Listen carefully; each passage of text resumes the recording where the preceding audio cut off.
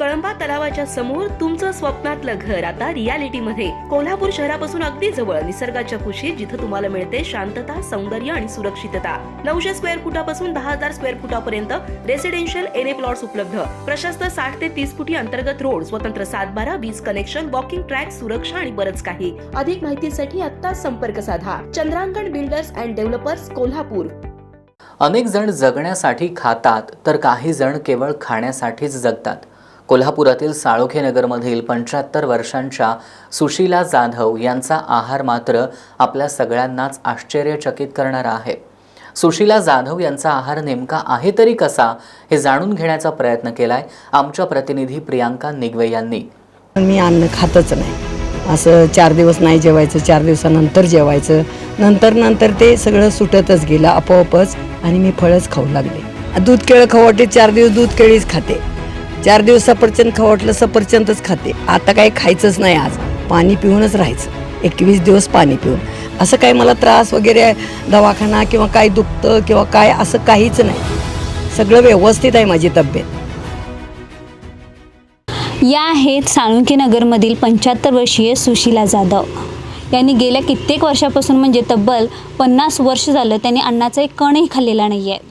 त्यांचं जेवण म्हणजे फळ आहे. अशा सुशीला जाधव आपल्यासोबत आहेत. प्रथमतः आजी यस न्यूजमध्ये आपलं स्वागत.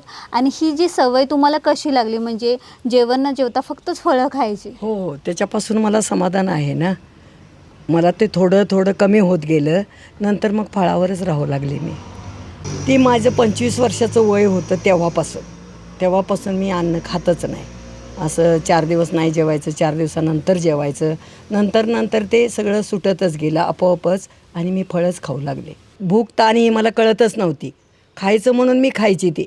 का तर मला कोणीतरी रागवल, मला काहीतरी झालं तर मला दवाखान्यात नेतील, ही मला भीतीपोटी मी खात होते. बरं, मग आता त्यावेळेचा कुठला प्रसंग आहे का? म्हणजे आता आपण सर्वसाधारणपणे माणसं 2 टाईम जेवतात, तर त्यावेळी मग 2 टाईम फळं खात होता किंवा काय असं? नाही, 1 टाईमच. 2 टाईम जरी खाल्ली तर असं भरपूर नाही, एखादं फळ, बाकी काही नाही. चहा नाही, कॉफी फक्त, दूध नाही. कॉफी 2 वेळा, सकाळी दुपारी फराळ. मग तो दिनक्रम कसा होता सुरुवातीचा? म्हणजे जसं तुम्ही मला सांगितलं 25 वर्षाचे तुम्ही होता, त्यावेळीपासून तुम्ही फळं खायला चालू केलं, जेवण कमी झालं. तर त्यावेळेचा कुठला आहे का प्रसंग सांगण्यासारखा? आता त्यावेळेचा काय प्रसंग, मी खातच नव्हते आणि मला खायची इच्छाच होत नव्हती. त्याच्यामुळं काय प्रश्नच नाही, काही कुठला त्रास नाही किंवा काही नाही झालं. बरं, सकाळपासूनचा दिनक्रम कसा असतो तुमचा आत्ताचा? सकाळपासून सकाळी उठून आंघोळ करणे, देवपूजा करणे, सगळं स्वयंपाक करणे, सगळं करते मी. मुलांसाठी आता नातू बितू माझे चपात्या वगैरे माझ्याच खातात ना, त्याच्यामुळं मला करावं लागतं. सगळं करते मी, असं काही नाही. पण माझं जे खायचं आहे ते मला दुसऱ्याने द्यावं लागतं. तुम्ही काय खाणार आहे? मग मी आज फळ खाणार आहे, मग मला दे चिरून. मी स्वतःहून खात नाही. सगळ्यांना वाढते करते मी, सगळं करते, पण माझं मी स्वतःहून खात नाही. मग त्यामध्ये काय व्हरायटी आहेत की आज मला सफरचंद खायचं आहे, पेरू काय, असं काही इच्छा होते का? असं काही नाही. दूध केळं खाऊ वाटते, 4 दिवस दूध केळीच खाते.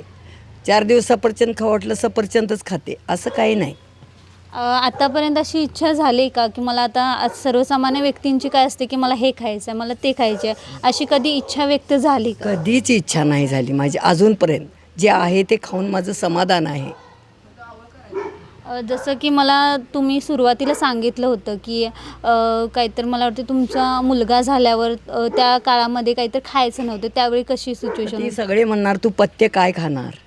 मग मी सांगितलं भगरीचा भात आणि दूध, एवढंच. मला बाळाला दूध कसं येणार? त्याच्यामुळं मला ते खावं लागलं. माझी आई पण म्हणायची, माझी आई होती माझ्याजवळ, तर आई म्हटली ते तू खा, काहीतरी खाल्लं पाहिजे, दूध कसं येणार? 4-5 दिवस दूध आलं नाही. मग मी ते दूध आणि तो भात खाल्ल्यानंतर मला दूध आलं. मग ते थोडे दिवस मी खाल्लं, परत बंद.